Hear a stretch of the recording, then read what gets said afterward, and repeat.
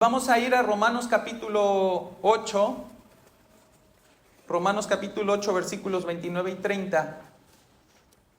Y vamos a hablar precisamente en esa obra redentora, en esa obra regenerativa que Dios obra en el hombre para hacerlo suyo y hacerlo partícipe de las bendiciones espirituales que Dios ha concedido. Hemos estado viendo cómo Dios va obrando desde la eternidad en su gracia y a favor del hombre. Y hoy vamos a estudiar una parte más, ¿no? Yo le había dicho a mis hermanos en la semana que nos reunimos, ya en esta termino, hermanos, les volví a fallar. Termino yo creo que la siguiente y no me crean, ¿no?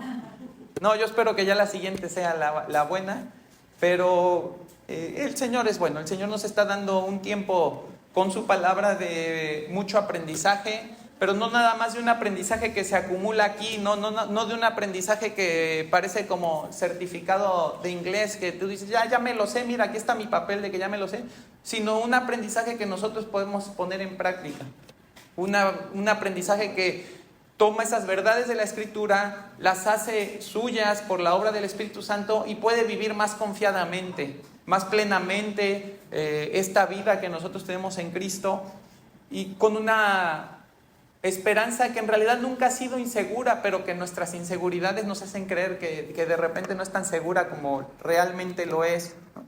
De tal manera que podemos vivir por la palabra, para la palabra y encontrar en ella oportuno socorro para nuestras almas. Entonces vamos a leer Romanos 8, 29 y 30. Vamos a leerlo todos juntos.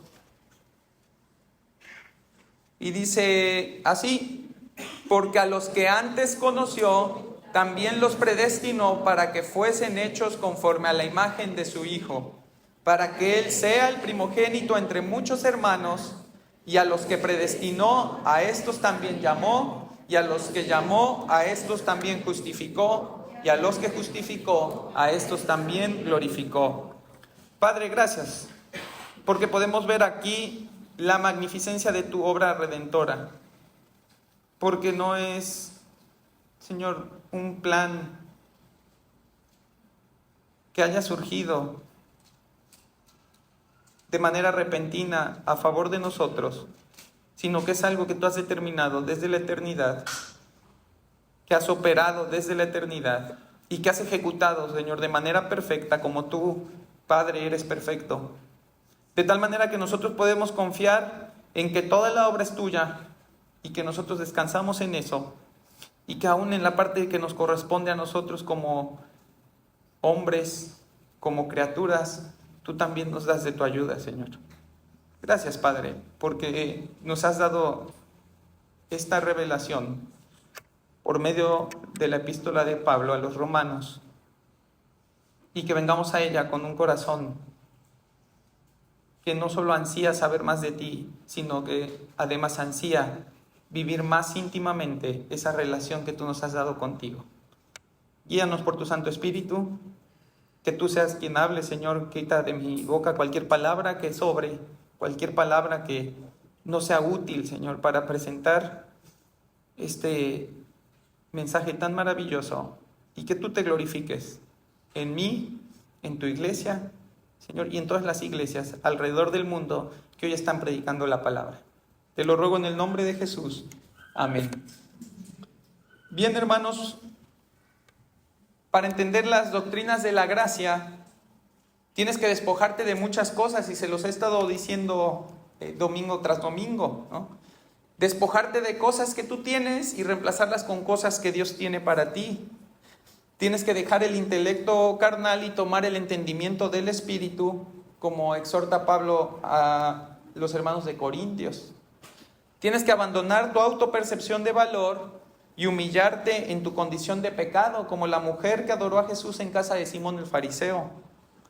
Necesitas perder la jactancia de tu concepto tendencioso de justicia y abrazar la justicia perfecta, como lo veíamos el domingo pasado con la parábola de los obreros, de los jornaleros y del señor de la viña. Y además, hermano, deberás alejarte de la gloria del autoconocimiento para abrazar la majestad del conocimiento del Dios Altísimo revelado en la Escritura. Jeremías 9, 23 y 24 dicen, así dijo Jehová: no se alabe el sabio en su sabiduría, ni en su valentía se alabe el valiente, ni el rico se alabe en sus riquezas. Mas alábese en esto el que se hubiere de alabar, en entenderme y conocerme que yo soy Jehová, que hago misericordia, juicio y justicia en la tierra, porque estas cosas quiero, dice Jehová. Y si nosotros queremos vivir lo que dice este pasaje de Jeremías 9, 23 y 24, si nosotros queremos entender y conocer que Él es Dios y que Él ejerce cada una de esas cosas que dice ahí, misericordia, juicio y justicia, de manera perfecta y de manera además asombrosa, una de las primeras cosas que tiene que suceder en nuestra vida como cristianos es volcarnos a la Escritura como la única fuente suficiente de revelación divina. Y eso es lo que hoy, esa es la otra capa como cebolla que vamos deshaciendo. Esa es la otra capa que nosotros vamos a quitarnos hoy antes de entrar a entender qué es la justificación.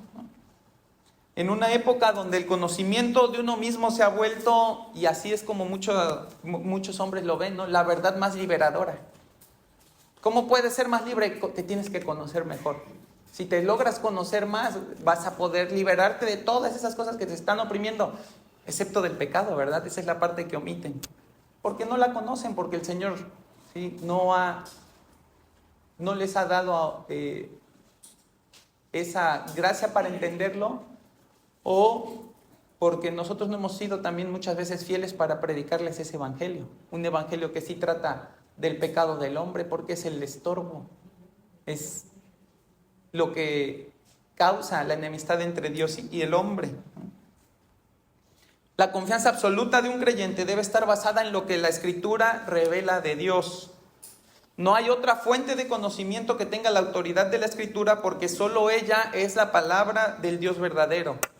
En ella no hay error, no hay engaño, no hay contradicción. Lo que dice que fue, lo que dice que es, y lo que dice que será, será. Vivimos épocas en las que muchos hombres se atribuyen el tener algún mensaje de Dios. Algún mensaje de Dios que, si tú lo ves a la luz de la Escritura, uno podría decir, pues ¿de qué Dios? ¿No? Porque el Dios de la Escritura, el Dios que se reveló de manera completa, de manera plena, de manera suficiente al hombre, pues no dice eso que las personas andan diciendo. No se aparece, y es un fenómeno muy extraño. Yo no era consciente de eso hasta que lo platicaba el otro día con mi hermano Ángel, y ahora ya me apareció también allí buscando alguna otra cosa, un comentario del pastor MacArthur respecto a eso, ¿no? Hay un fenómeno bien curioso que está sucediendo en la India, ¿no?, en esos países que son musulmanes. Ellos están diciendo que están teniendo encuentros con la persona de Jesús, y que los creyentes que están surgiendo allí, los creyentes que están viniendo a Cristo, vienen porque se les aparece Jesús. Lo curioso es la forma en la que se les aparece. Lo curioso es que ni siquiera Pablo gozó de ese privilegio cuando fue hecho el último apóstol de la Escritura. Ni siquiera Pablo gozó de ese privilegio que ahora están proclamando muchas personas de manera falsa, ¿no?, porque va directamente en contra de lo que la Escritura revela, diciendo que ellos creen en Jesús porque se les apareció allí, porque era un viejito que iba caminando junto con ellos en el camino, porque fue alguien que les acercó ayuda cuando la necesitaban. Y tú dices, Señor, no sé qué Cristo conozcan, no sé qué Cristo clamen haberse encontrado con. Lo que sí podemos saber, Señor, es que no es el Cristo de la Escritura.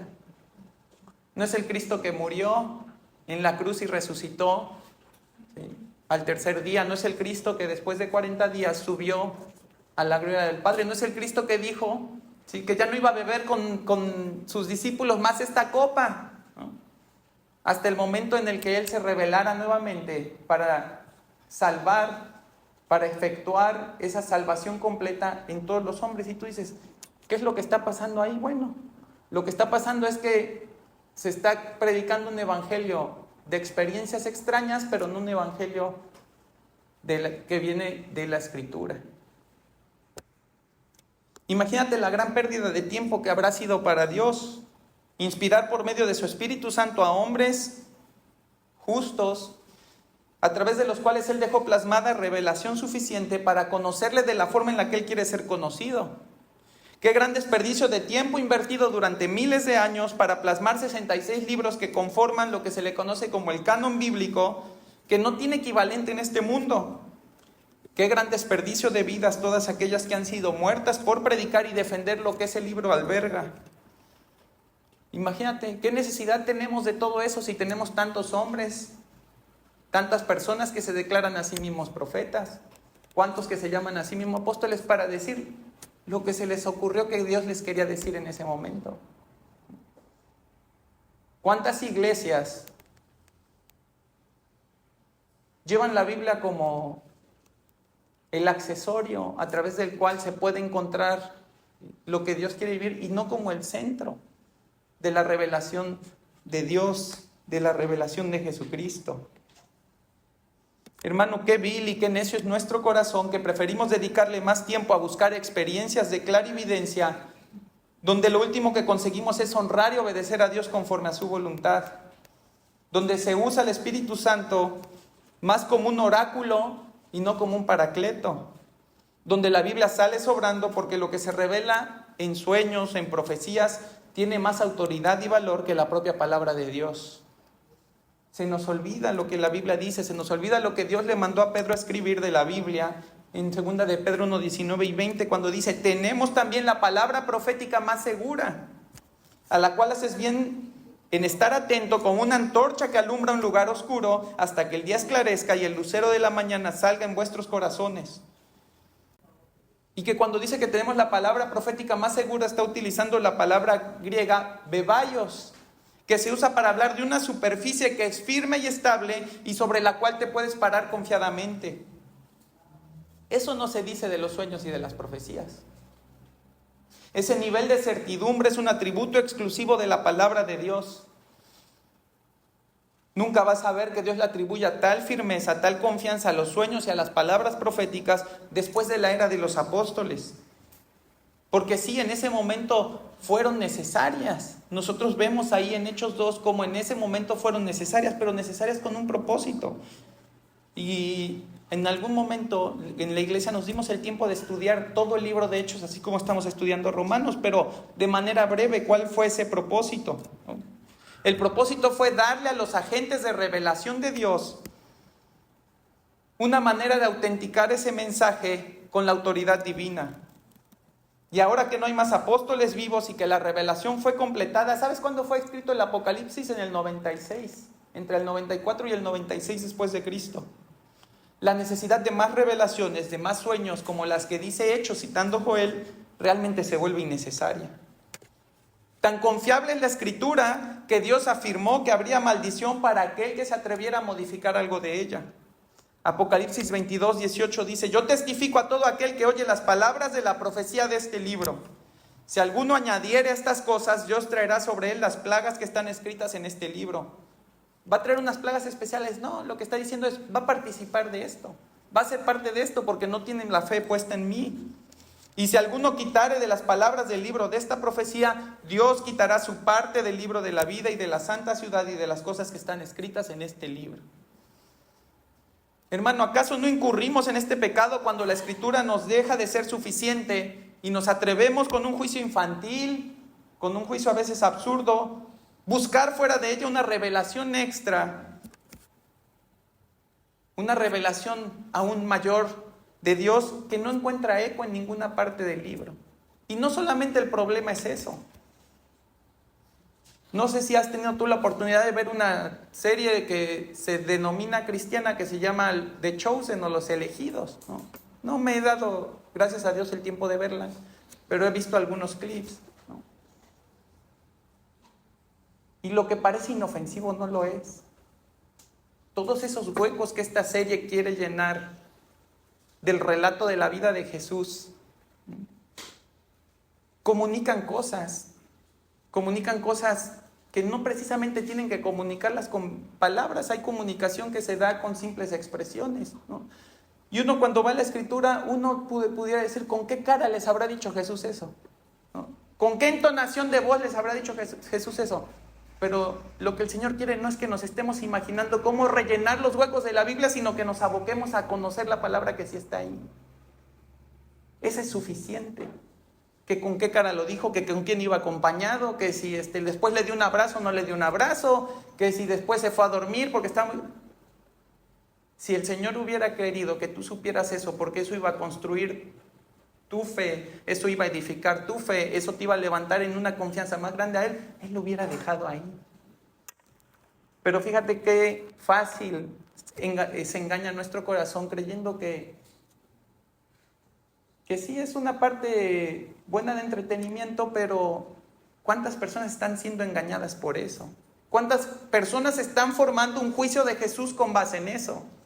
Y tú dices, bueno, pues al cristiano no le afecta, no, pero tampoco te va a ayudar a que le prediques a los otros a Cristo.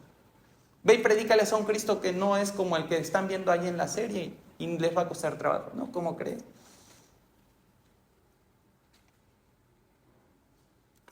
Entonces, hermano, tenemos la necesidad, tenemos la obligación, si es que tú te llamas hijo de Dios, de hacer la Escritura tu autoridad más grande. Hebreos 1:1 dice, Dios, habiendo hablado muchas veces y de muchas maneras en otro tiempo a los padres por los profetas, en estos postreros días nos ha hablado por el Hijo, a quien constituyó heredero de todo y por quien asimismo hizo el universo. ¿Qué está diciendo Dios ahí en Hebreos? Hebreos fue escrito casi en las mismas fechas que Apocalipsis, es de los últimos libros de la Escritura. ¿Qué está diciendo ahí? Está diciendo que ya no es necesaria la voz de los profetas. ¿Por qué? Porque lo que los profetas iban a profetizar ya fue manifestado en Jesucristo. ¿De qué otra cosa van a hablar? ¿Qué cosa nos van a explicar mejor hoy los profetas? ¿Qué revelación nueva van a tener de Dios? Y la revelación más grande de Dios es su propio Hijo y ya fue revelado de manera completa a través de la Escritura. Primera de Corintios 2:2 dice, pues me propuse no saber entre vosotros cosa alguna, sino a Jesucristo y a este crucificado. Fíjate lo bello de la revelación. No se trata de ti, no se trata de qué va a pasar en el mundo, no se trata de cuándo va a pasar qué, se trata de Jesucristo. Y como Pablo debemos proponernos nosotros mismos no saber ninguna otra cosa más que a Jesucristo y a este crucificado. Como niños que salen a jugar y que quieren expandir los límites de su patio de juegos, nos desviamos de la autoridad de la Escritura buscando fuera de ella una palabra para nuestra alma que aquiete nuestras angustias. Pero la realidad es que fuera de esos límites dados por Dios, lo único que encontramos es la voz de nuestra carne o la voz de Satanás. No puedes encontrar otra cosa fuera de la Escritura para tu bien. Segunda de Timoteo 4:1-4 dice, te encarezco delante de Dios y del Señor Jesucristo, que juzgará a los vivos y a los muertos en su manifestación en su reino, que prediques tus profecías, que hables de tus sueños. No, dice, que prediques la palabra, que instes a tiempo y fuera de tiempo, redarguye, reprende, exhorta con toda paciencia y doctrina. Porque vendrá tiempo cuando no sufrirán la sana doctrina, sino que teniendo comezón de oír se amontonarán maestros conforme a sus propias concupiscencias y apartarán de la verdad el oído y se volverán a las fábulas. Ahí están los sueños, esos son. Ahí están las profecías de hombres, son esas fábulas que te endulzan el oído, que te quieres ir detrás de ellas. ¿Por qué? Porque pues esas no se sufren. Esas son cómodas, no confrontan mi pecado, no confrontan la manera en la que yo me relaciono en mi hogar, no confrontan la manera en la que yo me conduzco en el trabajo. Fíjate lo que nos manda hacer encarecidamente Pablo, delante de Dios y de Cristo, los está poniendo como testigos. Es el principio de dos testigos que estudiamos cuando estábamos viendo Romanos 5. Es el principio de dos testigos, está diciendo, te encarezco a ti, cristiano, delante de Dios y de Cristo como testigos, que prediques la palabra, que exhortes, redargullas, reprendas con toda paciencia y doctrina. No nos manda Pablo a contarles nuestros sueños y nuestras profecías. No nos dice que perdamos el tiempo hablando de trivialidades que solo revelan nuestro corazón engañoso y nuestra perversión en la mente. Se nos manda a predicar la palabra. ¿Quieres ejercer el don de profecía? Predica el Evangelio de Jesucristo. Predica sobre lo perfecto. Ese es el don de profecía dentro de la teología reformada. Que todo el que habla de Cristo, que todo el que habla de su Evangelio se vuelve un siervo de Dios que comunica las verdades reveladas en la Escritura porque ya son completas. Que no llenemos los oídos de las personas que quieren andar escuchando otras cosas. Que no perdamos el tiempo confundiendo más a la gente en vez de llevarlos a Dios. Así que, hermano, la encomienda es clara y lo fue en el tiempo de Martín Lutero, lo fue en el tiempo de la Reforma. O es solo la Escritura, o prepárate para extraviar y perder tu alma bajo el engaño del mentiroso, del que se disfraza como ángel de luz, del que tiene poder por un poco de tiempo para llevar a los hombres a la condenación de su alma. Prepárate para extraviarte del camino siguiendo tu corazón, que se rinde ante la subjetividad de tus propios sueños y visiones. Y que creyendo que recibe un mensaje de Dios para vida eterna, más bien recibe los engaños de una concupiscencia que es esclava del pecado al servicio de Satanás. Proverbios 16 dice, todos los caminos del hombre son limpios en su propia opinión, pero Jehová pesa los espíritus. Encomienda a Jehová tus obras y tus pensamientos serán afirmados. La voluntad de Dios no es que nos pongamos a descifrar, a certificar experiencias que supuestamente son espirituales. La voluntad de Dios es que le conozcamos por medio de la palabra que Él ya ha revelado. Es tu decisión si crees a los sueños y palabras de hombres que invocan al Espíritu Santo para atribuirle una obra que según ellos Dios ordenó. Pero también es tu oportunidad decidir si tú confías en la palabra que dice que es suficiente para discernir los pensamientos y las intenciones del corazón. Al final el asunto es muy sencillo. ¿Seguirás tu corazón o seguirás la palabra de Dios? Uno te conduce al Seol, el otro te conducirá a las sendas eternas. ¿Y qué tiene que ver todo esto con la justificación, que es lo que vamos a ver hoy? Bueno, pues realmente todo. Porque si no crees que la palabra de Dios es la autoridad absoluta del creyente y que fue revelada de manera suficiente por Dios conforme a sus propósitos eternos, entonces cualquier viento de doctrina que te sople un aire más fresco, que le agrade más a tu carne, te va a llevar como una hoja arrebatada por el viento para terminar en cualquier lado, excepto dentro de la voluntad de Dios y de la gracia que Él tiene para ti. Así que el llamado es que cuando estemos estudiando estas verdades de la obra de salvación efectuada por Dios de manera soberana, llena de gracia y de justicia, tengas la certeza de que eso es todo. Y que si no te es suficiente, no es porque la Biblia le falte, no es porque la Biblia se quede corta, es porque tú te estás quedando corto en estudiar tu Biblia.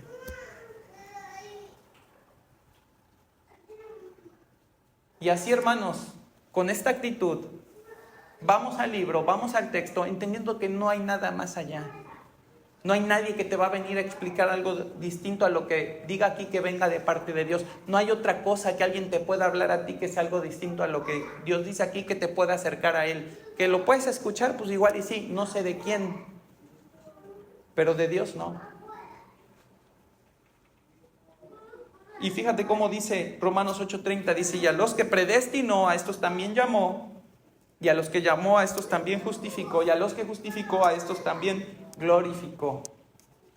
Hermano, una de las primeras cosas que quiero que abordemos al estudiar este pasaje es la realidad de que todo esto es una obra de Dios que Él realiza por completo en el creyente. Fíjate cómo no hace una cosa sin que le preceda a otra o sin que le suceda la siguiente. Dios no te va a elegir para luego dejarte sin predestinación. Tampoco te va a predestinar sin haber hecho una elección previa o para dejarte sin un llamado que es sucesivo a la predestinación. No vas a recibir un llamado sin que después sobre la justificación y sin que antes de eso haya predestinación y elección. Y no te va a justificar Dios para dejarte sin gloria. La obra de salvación es una obra completa y la garantía de que se hace completa es que está hecha por Dios. Veíamos ayer el pasaje, pero es algo que tú recurrentemente deberías estar yendo a leer. Durante la creación Dios se encargó de que todo lo que hacía a Él le pareciera bueno. Cuando vio que algo no era bueno, es decir, la soledad del hombre, Él mismo se encargó de hacer lo bueno, que instituyó en ese momento el matrimonio.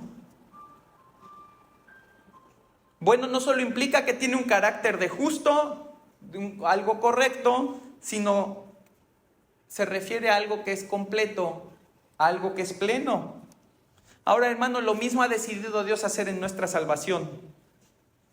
Hacer una elección, determinar un destino, llamar personalmente, no son suficientes para que el plan de Dios esté completo.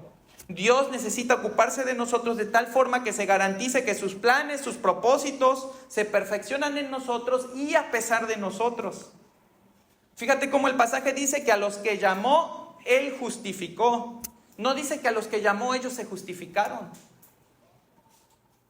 Esa es una de las diferencias más grandes, que fue lo que trató Lutero durante la Reforma, pero que persiste hoy entre lo que es la Iglesia Católica y la Iglesia Cristiana. O te justifica Dios o te justificas tú. Y ahora vamos a ver ahora qué implica que tú te tengas que justificar. La obra se encuentra segura porque quien la va a hacer tiene la capacidad total de efectuarla. Nada se puede interponer entre Dios y su voluntad, y en eso descansa la certeza de nuestra salvación. 2 versículos más adelante, dice Romanos 8:32, el que no escatimó a su propio Hijo, sino que lo entregó por todos nosotros, fíjate, ¿cómo no nos dará también con Él todas las cosas? Lo tiene que hacer todo, ¿por qué? Porque le tiene que agradar a Él, tiene que ser una obra de tal manera que Él diga, y vio que todo lo que hizo respecto a nuestra salvación era bueno. Debemos reconocer entonces que el inicio, el desarrollo y la terminación de la obra redentora descansan no en las cualidades del elegido, sino en las cualidades del elector. Y entonces, para llevar a buen término la obra que Dios comenzó en nosotros, es necesario que seamos justificados. ¿Qué es la justificación?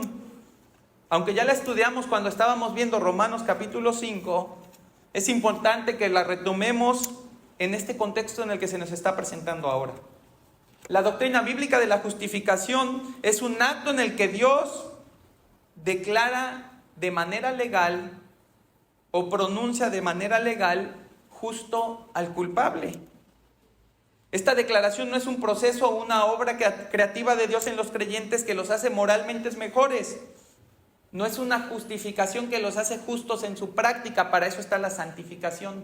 Y fíjate qué curioso es, porque el proceso de santificación que va entre la justificación y la glorificación no se menciona aquí. Yo decía, bueno, ¿y por qué no lo mencionó? Si ya va ahí, si ya va tan encarregado Pablo.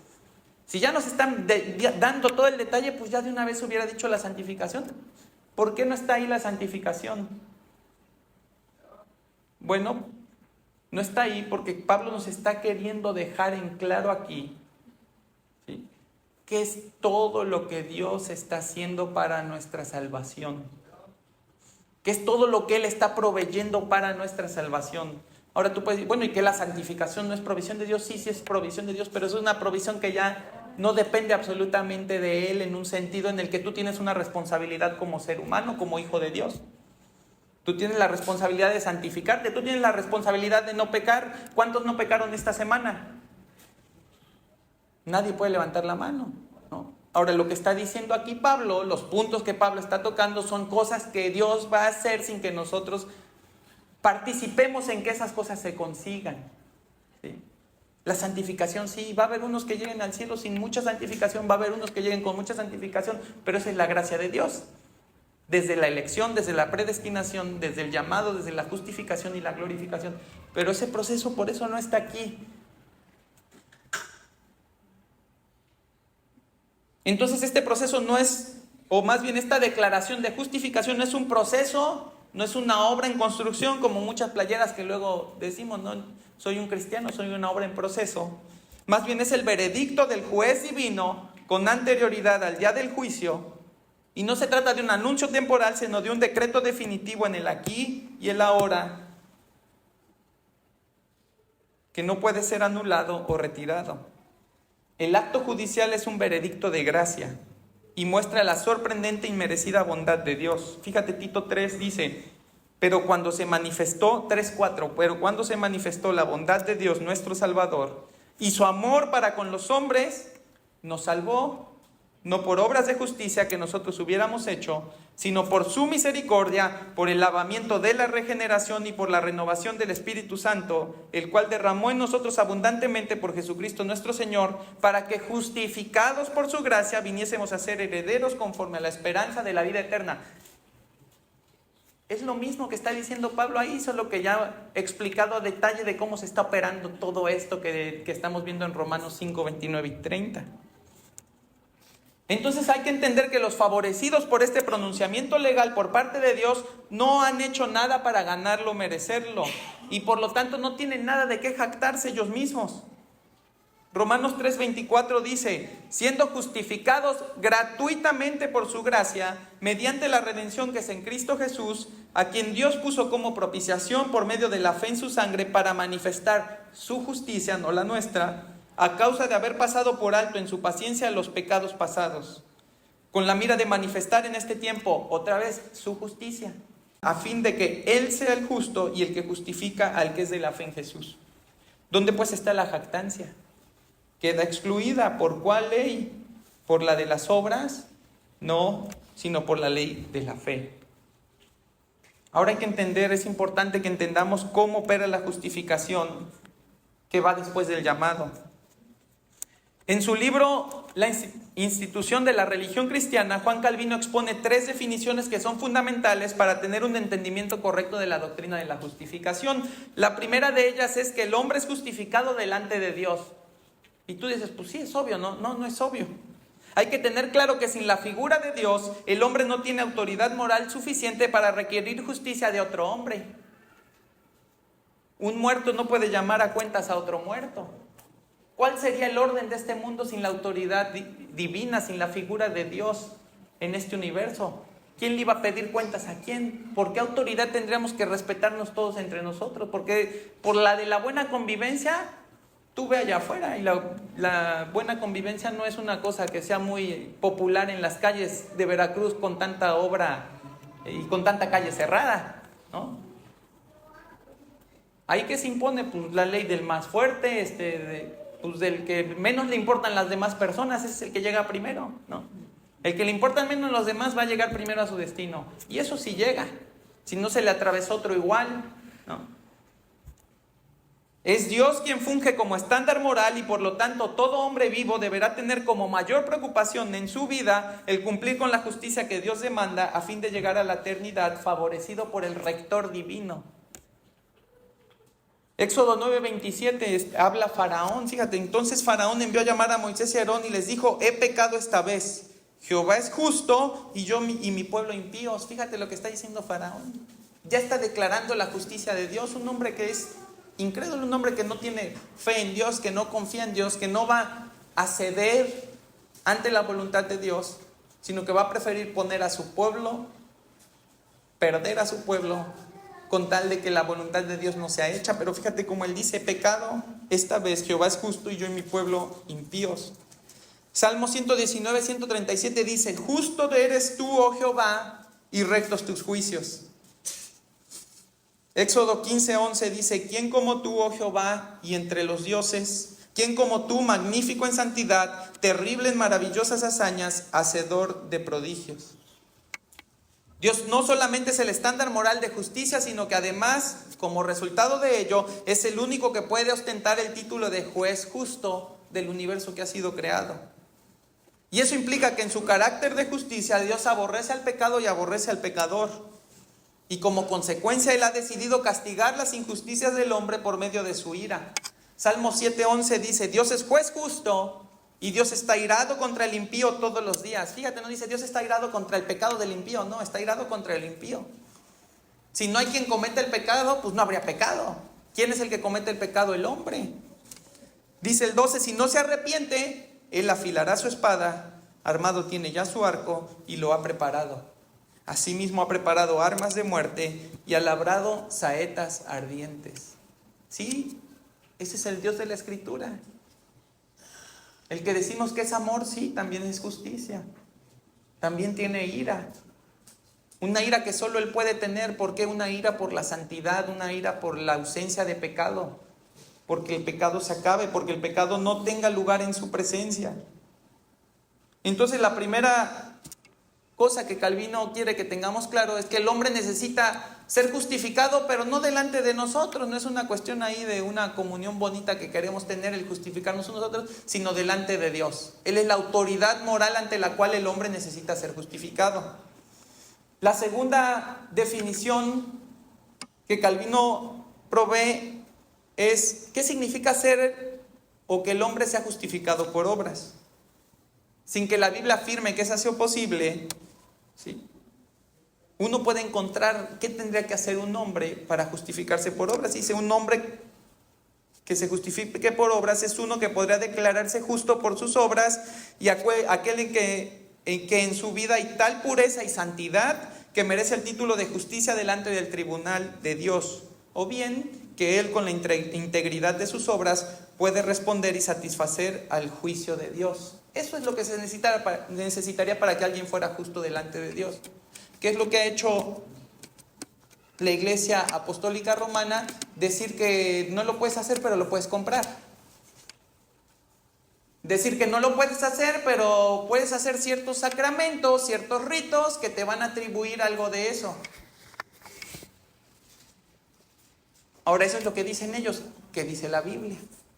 Salmo 53:1 dice el necio en su corazón, no hay Dios, se han corrompido e hicieron abominable maldad, no hay quien haga el bien. Tú no puedes comprar el bien y decirle, mira, ya hice suficiente. Tú no puedes comprar el bien en esta vida y atribuírselo a alguien en la siguiente. Ese es personal.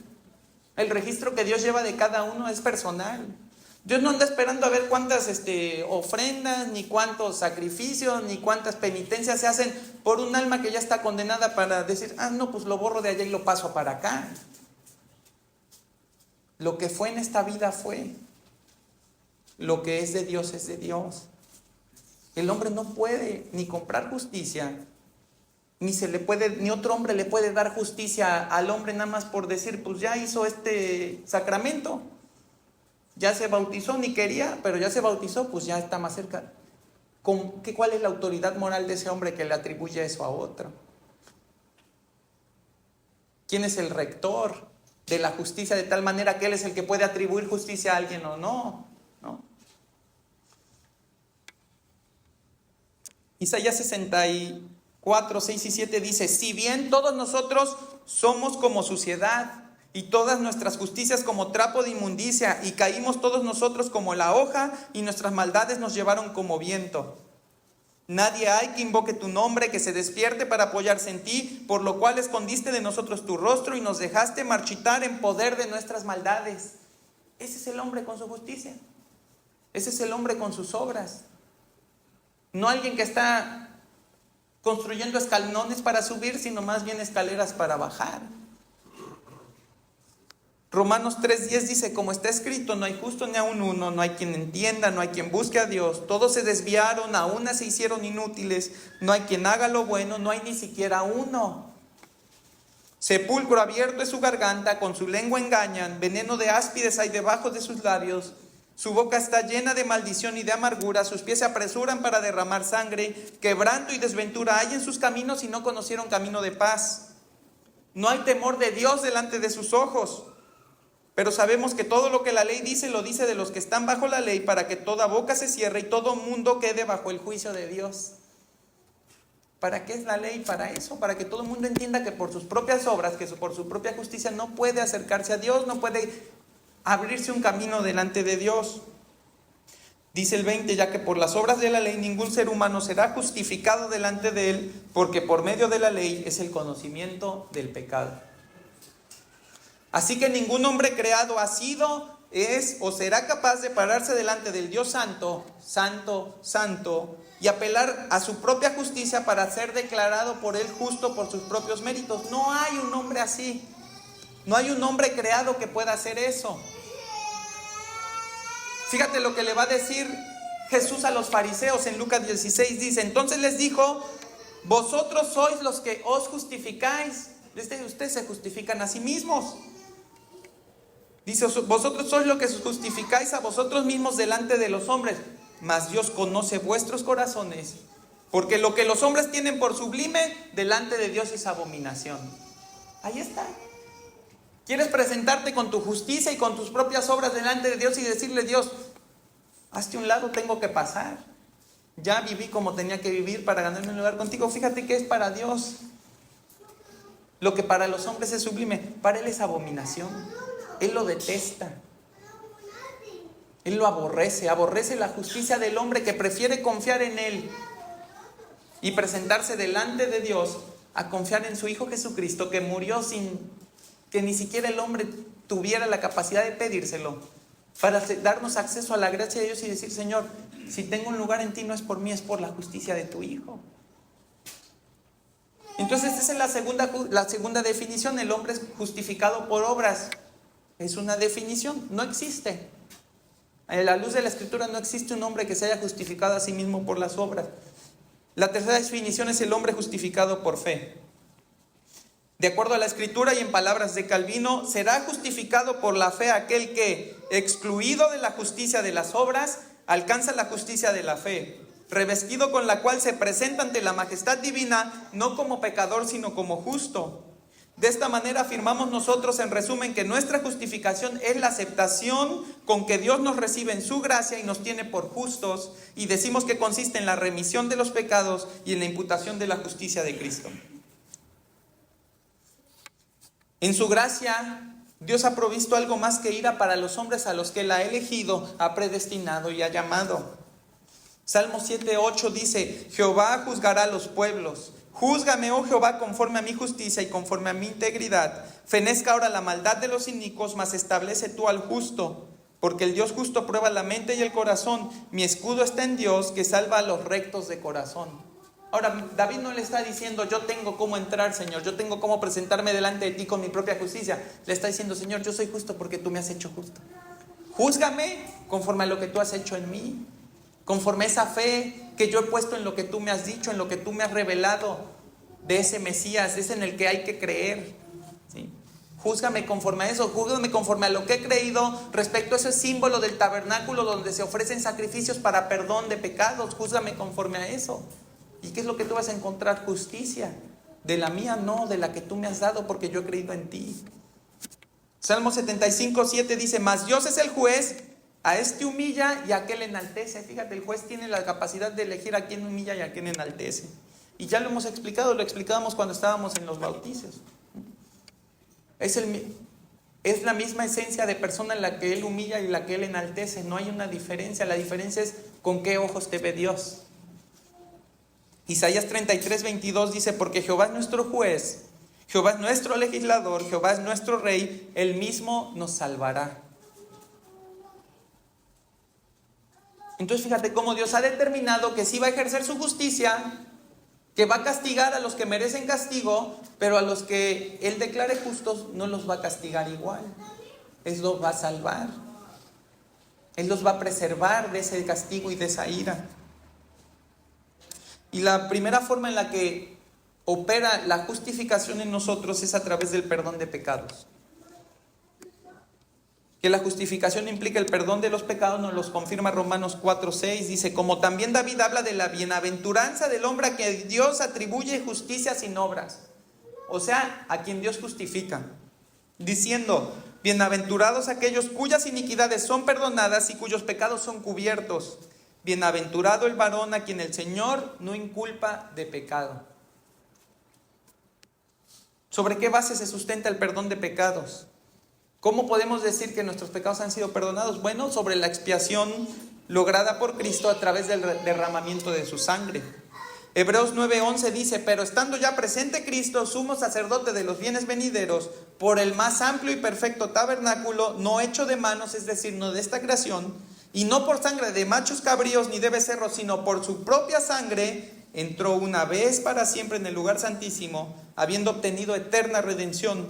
Porque si la sangre de los toros y de los machos cabríos y las cenizas de la becerra rociadas a los inmundos santifican para la purificación de la carne, cuánto más la sangre de Cristo, el cual mediante el Espíritu Eterno se ofreció a sí mismo de manera voluntaria, los animales no se ofrecían de manera voluntaria, Él sí se ofreció de manera voluntaria. Se ofreció a sí mismo sin mancha a Dios. Limpiará nuestras conciencias de obras muertas para que sirváis al Dios vivo. Y fíjate, dice el 22, y casi todo es purificado según la ley con sangre, y sin derramamiento de sangre no se hace remisión. La justificación es la parte del proceso redentor en donde opera eficazmente el sacrificio de Cristo, en primer lugar logrando la remisión de nuestros pecados. Remisión de la palabra griega phesis, quiere decir liberar de la esclavitud, perdonar o remitir algún castigo. Ahora, hermano, pensar que solo era necesario el perdón de pecados para que nuestra salvación fuera completa es apostarle todas las fichas al caballo más flaco. Porque si por un momento imaginemos que la salvación es únicamente el perdón de nuestros pecados, ¿qué implica? Que solo nuestros pecados sean perdonados y que el castigo de ellos sea remitido.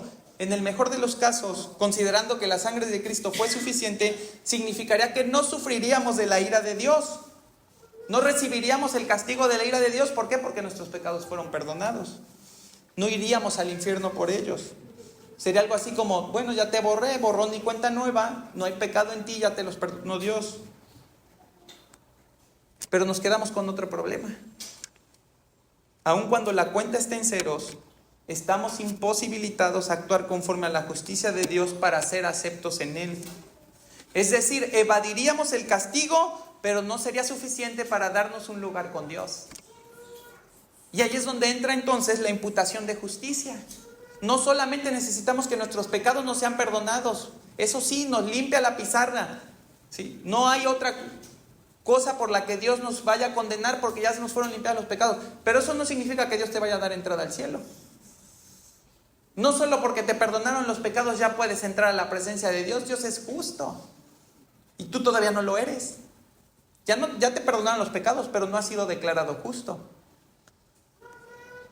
Con el perdón, el castigo de mis pecados es remitido. Con la imputación, la justicia de Cristo me es atribuida.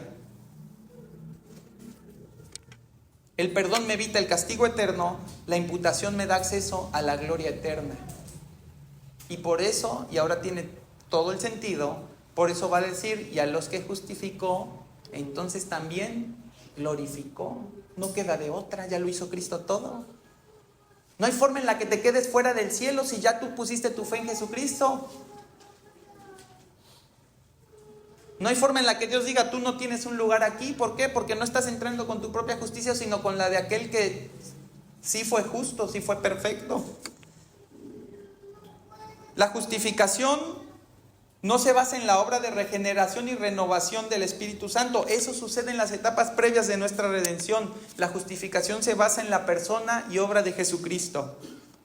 Él es el siervo sufriente del que profetizó Isaías. La culpa del pueblo de Dios fue transferida a Él, y al recibir el castigo correspondiente, el precio fue pagado. Por otro lado, la justicia del siervo obediente fue transferida al pueblo para que fueran considerados justos. Ese es el glorioso intercambio del que hablaba Lutero. Cristo toma nuestros pecados y nos da su justicia. Y a eso se le conoce como la doble imputación. Ahora, hermano, Levítico 16 establece el rito del día de la expiación, donde un macho cabrío era quemado como holocausto y 2 cabras machas eran usadas como expiación. Sobre esas 2 cabras se iba a echar suerte. Si tú vas a Levítico 16, después léelo con calma, pero tú ibas a ver que se iba a echar suerte. Una de ellas sería elegida para el sacrificio de expiación y la otra se le iban a imponer manos sobre la cabeza. El sacerdote iba a confesar los pecados del pueblo y después de imputarlos sobre esa cabra, ¿sí?, sobre ese macho cabrío, lo iba a tomar fuera del campamento, lo iba a llevar al desierto y lo iba a dejar a que se fuera. Ese macho cabrío se alejaría del campamento llevando también lejos los pecados del pueblo. Esa es la hermosura de la obra de Cristo. Cristo es el sacrificio suficiente, eso es lo que nos está queriendo decir Hebreos. Él es el sacrificio del holocausto, pero también es el sacrificio de la expiación por el pecado, y Él es el macho cabrío sobre el cual se colocan los pecados del pueblo para ser llevados fuera. Pero no solamente eso, sino que además Cristo es el sumo sacerdote que presenta ese sacrificio delante de Dios. Fíjate cómo Cristo lo completa todo. Por eso comenzaba diciéndote, no tienes necesidad de más. Cristo lo completa todo. Cristo es la suficiencia de todo lo que Dios reveló en la Escritura. Si tú inviertes tu tiempo, si tú te distraes, si tú te propones a conocer más de lo que está aquí, no sé a dónde vas a terminar. No sé, porque dice que engañoso es el corazón del hombre. A lo mejor terminarás creando una secta. A lo mejor no la creas, pero tú vives en una, tú solito vives en tu secta y vienes aquí, crees lo que tú quieres, no lo que dice la Biblia. Te abrazas con todos los demás, pero pues sigues creyendo lo que tú quieres. Haces lo que todos los demás hacen, pero sigues creyendo lo que tú quieres. Estás de aquí, pero no eres de aquí. Vives de todos los beneficios del cuerpo de Cristo, pero no eres parte del cuerpo de Cristo. Nos tiene que ser suficiente Cristo porque no hay nada mayor, no hay nada más, no hay una revelación extra que nos pueda ayudar a apreciar, ¿sí?, lo que ya tiene valor excelente en sí mismo. Ya todo lo tenemos aquí. Cuando nosotros fallamos en entender el valor que tiene el sacrificio de Cristo, el valor que tiene la obra de justificación, el valor que tiene que Él no lo tomaron a la fuerza, sino que se ofreció voluntariamente, que vivió sin pecado, que obró de manera recta durante toda su vida, y que habiendo hecho eso, dijo, pues ahora denme los pecados de ellos, porque mi Padre los eligió, porque mi Padre los predestinó, porque mi Padre los llamó, y si no hago yo eso, no van a llegar. ¿Cómo no nos va a ser suficiente eso para vivir la vida? ¿Cómo no nos va a ser suficiente buscar en la palabra todo lo necesario para parecernos a Cristo? Imagínate cómo sería tu matrimonio si te parecieras cada vez más a Cristo. Imagínate cómo sería tu paternidad si buscaras parecerte cada vez más a Cristo. ¿Cómo sería tu testimonio, tu proceder? ¿Sí? ¿Cómo rendirías cuentas en tu trabajo, en la escuela, donde quiera que estés, si te parecieras cada vez más a Cristo? Imagínate cómo sería de poderoso tu testimonio, cómo sería de poderosa la predicación del Evangelio si te parecieras cada vez más a Cristo.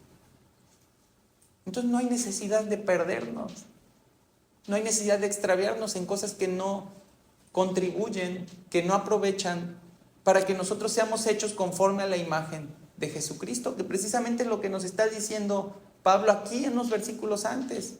¿Para qué nos eligió? ¿Para qué nos predestinó? ¿Sí? Para que seamos, dice el versículo 29, ¿no?, hechos conforme a la imagen de Cristo. Deuteronomio 6, 24 y 25 dice, y nos mandó Jehová que cumplamos todos estos estatutos y que temamos a Jehová nuestro Dios, para que nos vaya bien todos los días y para que nos conserve la vida como hasta hoy. Y tendremos justicia cuando cuidemos de poner por obra todos estos mandamientos delante de Jehová nuestro Dios como Él nos ha mandado. ¿Qué fue lo que pasó con esos hombres que estaban diciendo eso? No lo alcanzaron, porque quisieron acceder a la justicia de Dios por esas obras. Porque cada vez que fallaban en cumplir esa justicia al estándar en el que Dios se los había ordenado, en vez de venir delante del Señor y presentar expiación por sus pecados, venir con un corazón arrepentido y apartarse de su pecado, que decían, la próxima vez lo puedo hacer mejor. Me falló esta, la próxima vez lo puedo hacer mejor. Necesito a Dios, no, todavía no, la próxima vez lo puedo hacer mejor. Y los que creyeron que lo hacían mejor, de repente les dijeron y digo creyeron porque nunca lo hicieron así, los fariseos, y nunca lo hicieron mejor que los demás. Creyeron que lo hacían mejor. ¿Qué hicieron? Pues le subieron la vara a los otros, ¿no? Se la empezaron a poner más difícil. ¿Por qué? Porque creían que lo habían hecho mejor. Dado que para nosotros es imposible cumplir todas las palabras de la ley, la vida perfecta de Cristo nos fue colocada por gracia, para que a través de ella nos veamos y Dios nos vea revestidos de la justicia de su Hijo.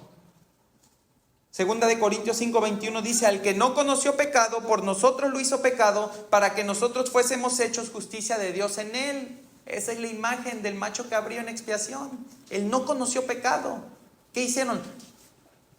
¿Qué hace Dios? Le imputa nuestros pecados.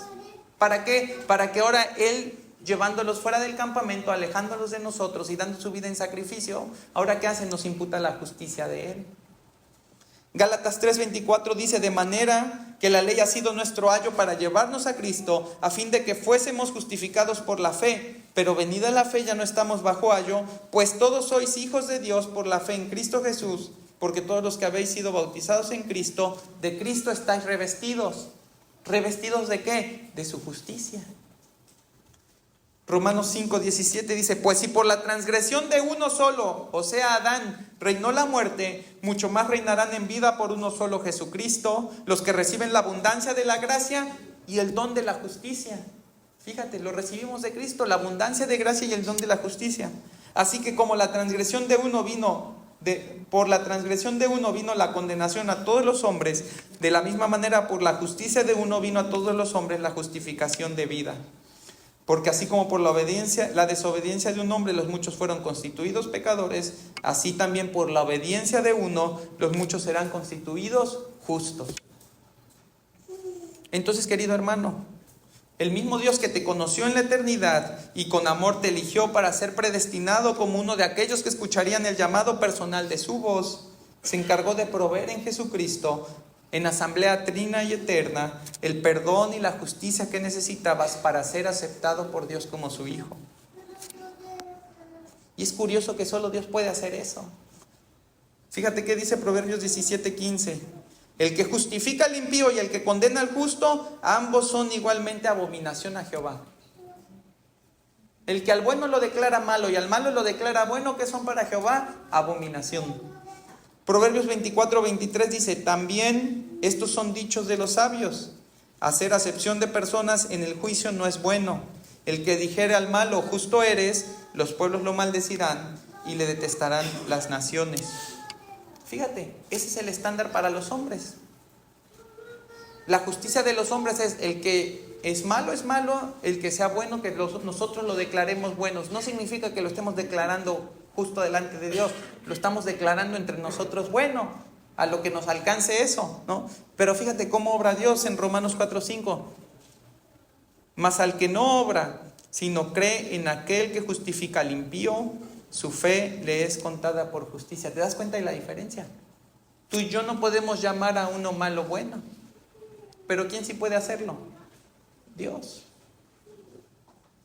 Dios puede hacerlo. ¿Por qué lo puede hacer?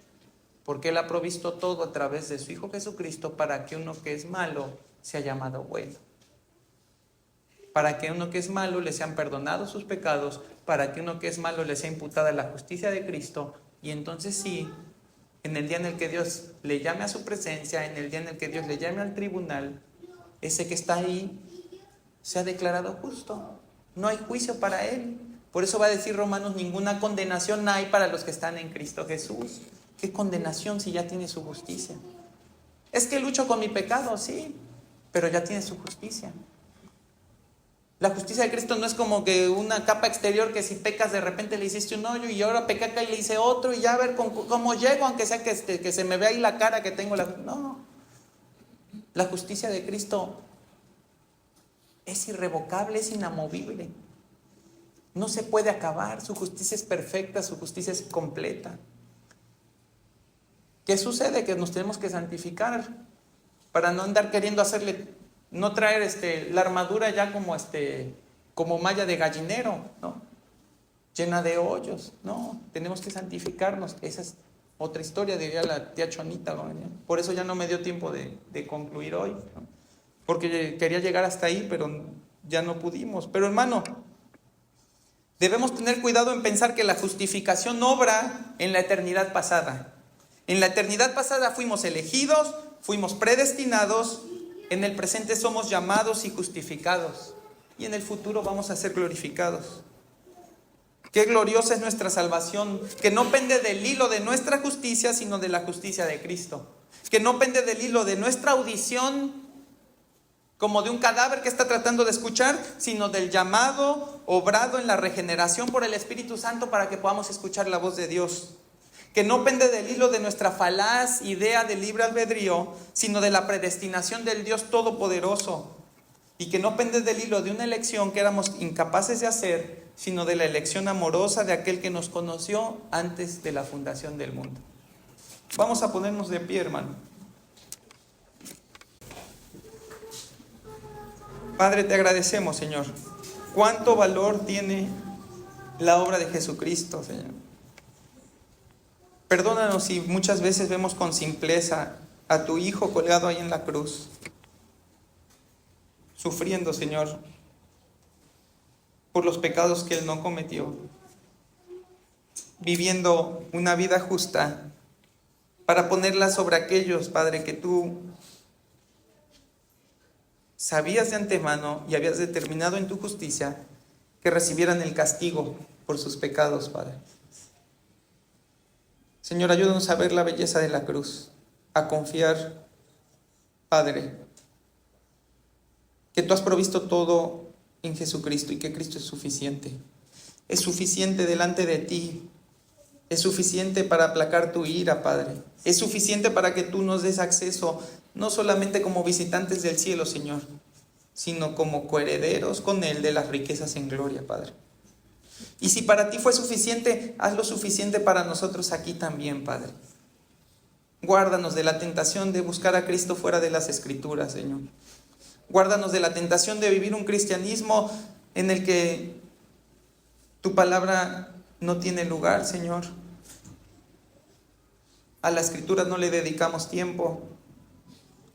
Vivimos por impulsos, por ideas, por lo que otro dijo, Señor. Por lo que vimos en nuestros sueños. Señor, guárdanos de vivir esa mediocridad de vida, Padre, porque nada tiene que ver con las riquezas que tú has revelado en la Escritura para nuestro bien, Señor. Haznos vivir para ti a través de la Biblia, Padre. Haznos una iglesia que no sea nominalmente bíblica, Señor, sino que practique, que actúe, que conozca, que profundice en la Escritura, para que ella sea nuestra guía, nuestra luz, de tal manera que te honremos en todo lo que hacemos como cuerpo y todo lo que hacemos como individuos, Señor. Padre, gracias, Señor.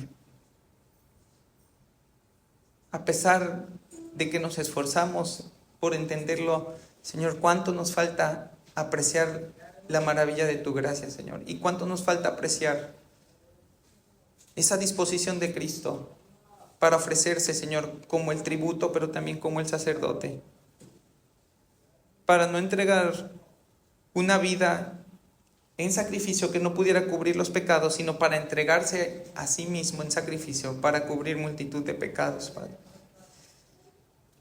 Señor, que hablemos de ese Cristo con confianza, que prediquemos ese Cristo con denuedo, que no desaprovechemos, Señor, el darle a otros, a través del Evangelio, acceso a esa verdad, que es la verdad que libera, Señor, que es la verdad que rompe las cadenas del poder del pecado en nuestras vidas, y que es la verdad a través de la cual la guerra entre tú y los hombres se acaba y se da paso, Señor, a una comunión que nunca antes el hombre pudo tener. Te bendecimos y te glorificamos. Háblanos más, Señor, de tus verdades a través de la palabra, y te lo rogamos en el nombre de nuestro Señor Jesucristo. Amén.